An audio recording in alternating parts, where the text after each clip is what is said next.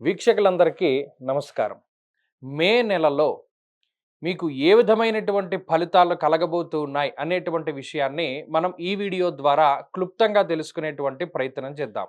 ధనురాశి వారికి మే మాసంలో ఉండేటువంటి గ్రహస్థితిని గమనిస్తే ఈ రాశి వారికి పంచమంలో ఉండేటువంటి రవి 15వ తారీఖున మారి 6వ స్థానానికి వెళతారు.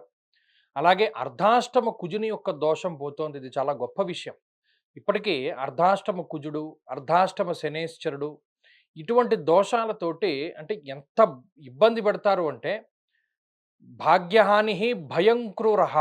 ఈ కుజుడు చతుర్థ స్థానమున ఉండి మానసికమైనటువంటి భయాన్ని కలగజేస్తాడు. భయం క్రూరః, అది క్రూరమైనటువంటి భయం. అంటే అక్కడ ఏదో జరిగిపోతుందేమో అనేటువంటి భయం ఎక్కువగా ఉంటుంది. నిజానికి అది జరిగింది జరగకపోండి పక్కన పెట్టండి.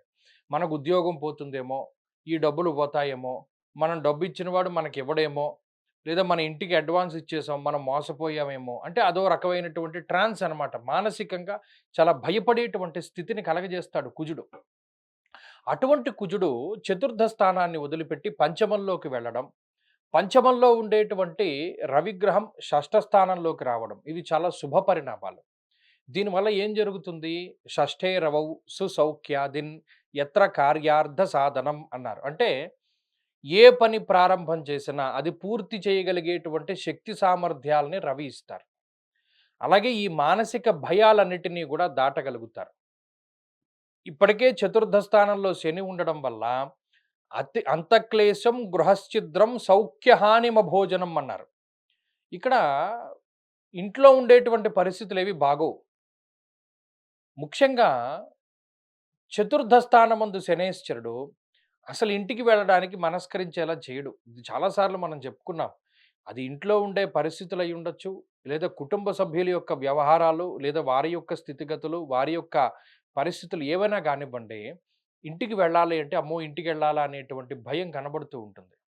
మరి దాన్ని ఎలా దాటగలుగుతాము? అంటే ఒకటే చెప్పాడు. ఆ అర్ధాష్టమ శని వెళ్ళిపోవాలి. అర్ధాష్టమ కుజుడు వెళ్ళిపోవాలి. ఈ కుజుడు వెళ్ళిపోతే మానసిక భయం కొంత తగ్గుతుంది. ఇప్పుడు ఈ రాశి వారికి గురుబలం ఉన్నది, రవి బలం ఉన్నది, బుధ బలం ఉన్నది, శుక్ర బలం ఉన్నది.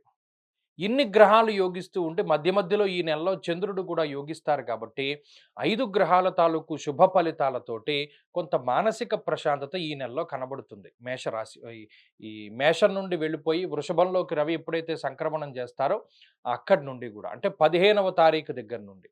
కాబట్టి ధనురాశి వాళ్ళు ఏం చేయాలి అంటే ముఖ్యమైనటువంటి పనులు ఏమైనా ఉంటే ఈ మాసంలోనే సెకండ్ హాఫ్‌లో అంటే 15వ తారీఖు దాటాక 30వ తారీఖు లోపులో పనులన్నీ పెట్టుకోవాలి. అప్పుడు అన్నిట్లోనూ కూడా సక్సెస్ అవుతూ ఉంటారు. అలాగే ఎక్కడా కూడా ఆటంకాలు, అవాంతరాలు రావు. ఏదైనా ఒక పని ప్రారంభం చేస్తే అన్నీ కూడా టకటక పూర్తయిపోతూ ఉంటాయి. ఇదే ధనురాశి వాళ్ళు 1వ తారీఖు నుండి 14వ తారీఖు వరకు ఏదైనా ఒక పనిని ప్రారంభం చేస్తే మాత్రం దానిలో 1,00,000 అవాంతరాలు వస్తూ ఉంటాయి. దానికి ఏంటంటే లాజిక్ అంటే ఈ కుజుడు ఇంకా మారలేదు, రవి ఇంకా మారలేదు. అక్కడ జాతకం కూడా చాలా ఇంపార్టెంట్. జాతకంలో కూడా మంచి దశలు నడుస్తూ ఉంటే, ఈ రవి మారిన తర్వాత, కుజుడు మారిన తర్వాత కూడా అనూహ్యమైనటువంటి పరిణామాలు ఏర్పడతాయి. ఏవండీ మేము ధనురాశి వాళ్ళం, అనేక రకాల సమస్యలతో బాధపడుతూ ఉన్నాం.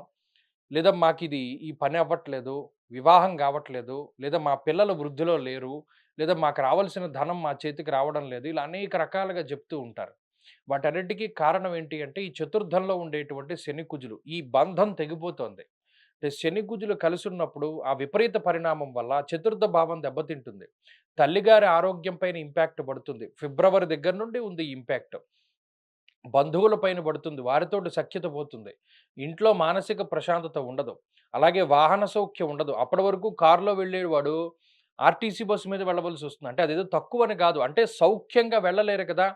మనం అనుకున్న చోటుకల్లా ఆర్టీసీ బస్సు తీసుకువెళ్ళదు. అప్పటి వరకు కారులోనో, బండిలోనో సౌకర్యంగా ప్రయాణం చేసిన వాడు, ఆ సౌకర్యాన్ని తగ్గించుకొని వెళ్ళవలసి వస్తుంది. ఇలా అనేక రకాలుగా ధనురాశి వారు బాధపడ్డారు. మరి అటువంటి ఇబ్బందికరమైనటువంటి పరిస్థితుల నుండి ఈ గ్రహస్థితి మారుతూ ఉన్నది. ఈ మారడం ద్వారా కొంత స్వస్థత చేకూరుతుంది. ఫస్ట్ ఆఫ్ ఆల్ ఒకటి శరీరం కష్టపడడం తగ్గుతుంది. మానసిక భయం తగ్గుతుంది. కుటుంబ సభ్యులతోనూ, బంధువులతోనూ సఖ్యత పెరుగుతుంది. ఇంటికి వెళ్ళాలి అని అనిపిస్తూ ఉంటుంది. ఇంటికి వెళ్ళగలుగుతారు. ఇవన్నీ కూడా ఈ నెలలో ఒక రకమైనటువంటి ప్రోగ్రెస్‌గా మనం చెప్పుకోవచ్చును. ఇక ఉద్యోగ వ్యాపారాలకి సంబంధించినటువంటి విషయాలు కూడా మధ్యస్థంగానే ఈ మాసంలో గోచరిస్తూ ఉన్నాయి. ఈ మాసంలో ధను రాశి వారు మరిన్ని శుభ ఫలితాలు పొందాలి అంటే ఇక్కడ ఈ గ్రహస్థితి వల్ల ఏమైనా పొందుతూ ఉన్నటువంటి ఇబ్బందులు ఆటోమేటిక్‌గా గురుబలం వల్ల కొన్ని తగ్గుతాయి. అయినప్పటికీ ఇంకా మరిన్ని శుభ ఫలితాలు పొందాలి అంటే మాత్రం ప్రత్యేకించి ఆంజనేయ స్వామి వారి యొక్క ఆరాధన చేస్తూ ఉండాలి. అర్ధాష్టమ శనిదోష నివారణ కోసమై శనివారాలు నియమనిష్టలతోటి ఉండాలి. శివాలయానికి గాని, ఆంజనేయ స్వామి ఆలయానికి గాని వెళ్ళి దీపారాధన చెయ్యాలి. ప్రతిరోజు ఆంజనేయ స్వామి సింధూరాన్ని ధారణ చేస్తూ ఉండడం ద్వారా కూడా మంచి శుభ ఫలితాలను పొందగలుగుతారు. స్వస్తి.